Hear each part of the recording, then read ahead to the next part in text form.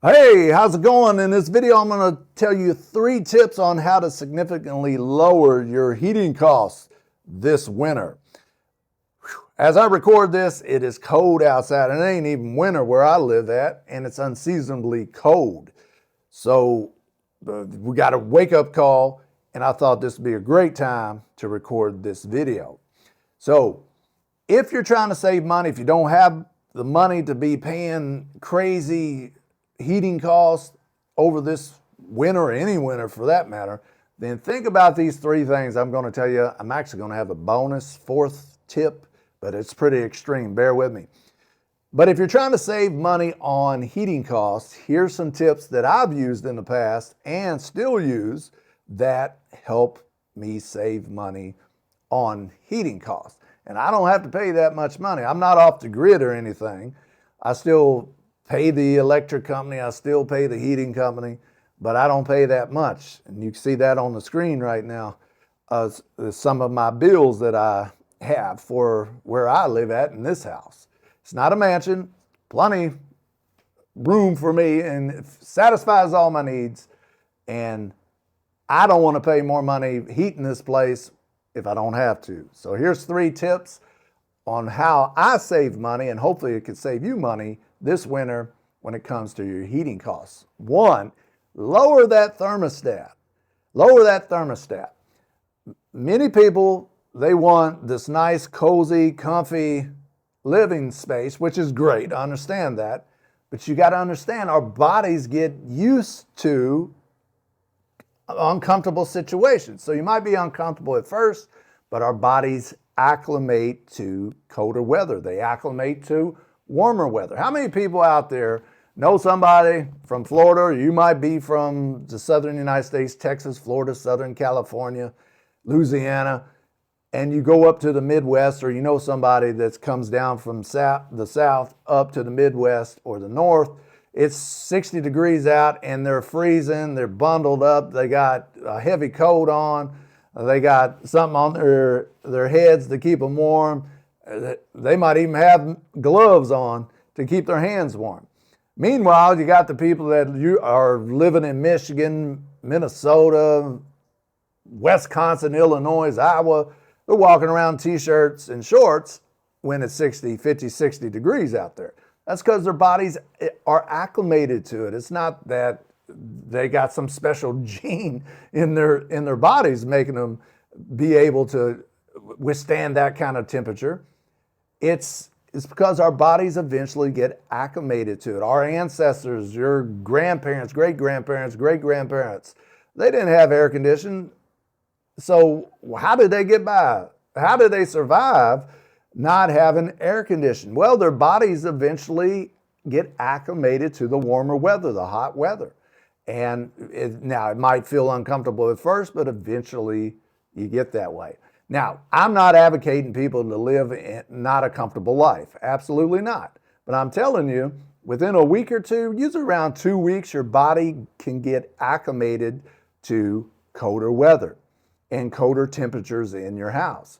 So did you know that like the ideal sleeping temperature for human beings, usually around 65, 68 degrees, or anywhere from 63 to 68 degrees?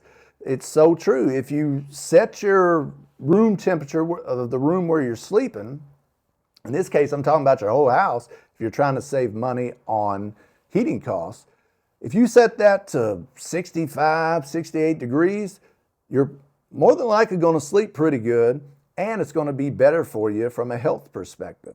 It won't feel good at first if you're used to your thermostat being at 80 and the temperature in your house being around 78, 80 degrees. It might take you a while to get acclimated to it, but once you do, you'll sleep better, potentially.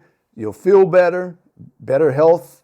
There's health benefits from keeping your house cool, and you'll save some money when it comes to your heating costs. So lower that thermostat down. I usually keep mine in the mid-60s, 65, 68 degrees. I don't feel discomfort at all. It feels great to me. I sleep good. And so try that. That's an easy tip. All you got to do is bring that thermostat down a little bit to about 65 to 68 degrees. And you'll not only save money, you could sleep better and feel better. Second tip, bundle up. I mean, I'm burning up right now recording this video. Have this covering my bald head, this jacket.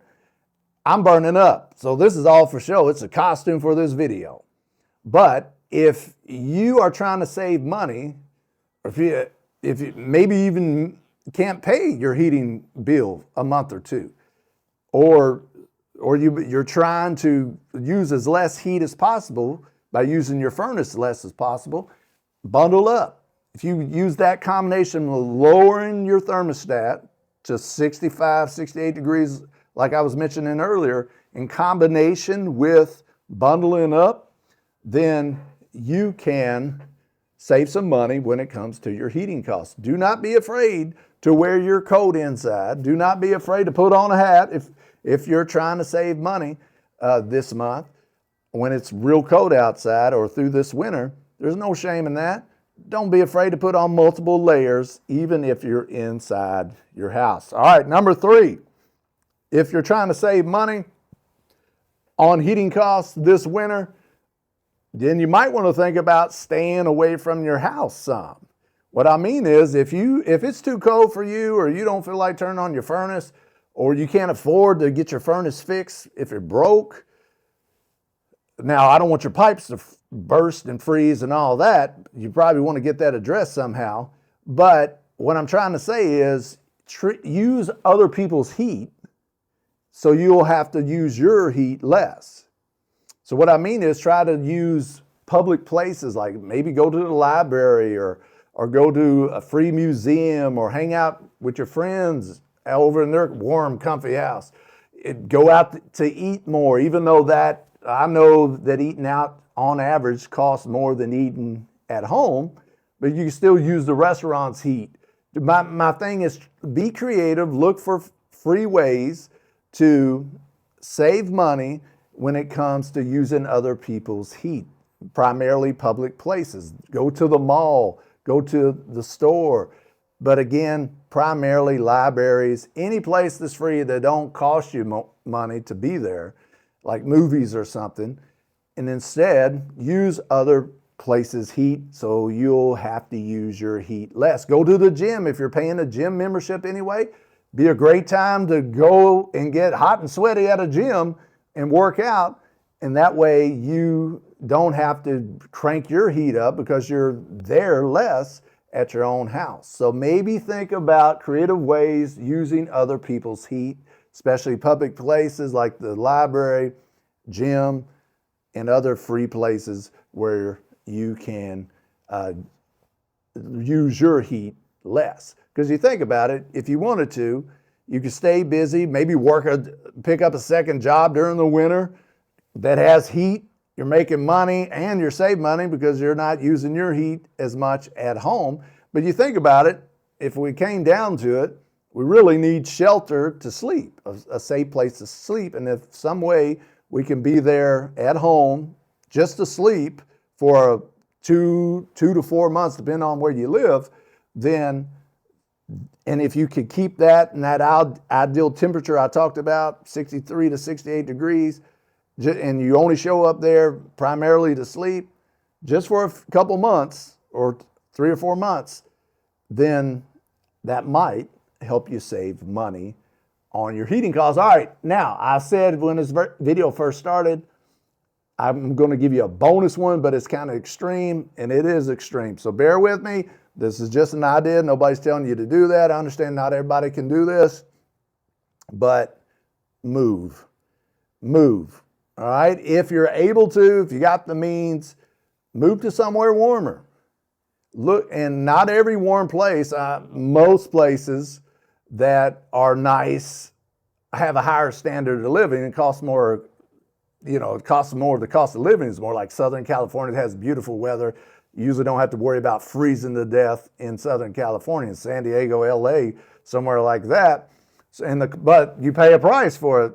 For paradise. Pay a price for paradise by living there with a high cost of living. But not every town, not every city that's in a warm climate or somewhat warm climate is astronomically high to live in, right? So it might behoove you, is that the right word? I think that's the right word, to do some research, see what towns, what cities that are pretty temperate, that don't get too extreme in the wintertime and get too crazy. See if there's any towns and cities out there where the cost of living isn't that high, but you don't have to pay crazy heating costs during the winter because it doesn't get that cold there. I know a lot of times people love living in like the panhandle region of Florida or the Gulf Coast or a little bit off the Gulf. Yeah, you have to deal with hurricanes potentially, maybe even tornadoes, but the cost of living might fit your budget. So take some time, research different areas of the country. If you live in the United States or wherever you live, take some time to research some places that the winters don't get too bad. Now they might get a little cool, but they won't get crazy cold, like single digits, 20s, even low 30s.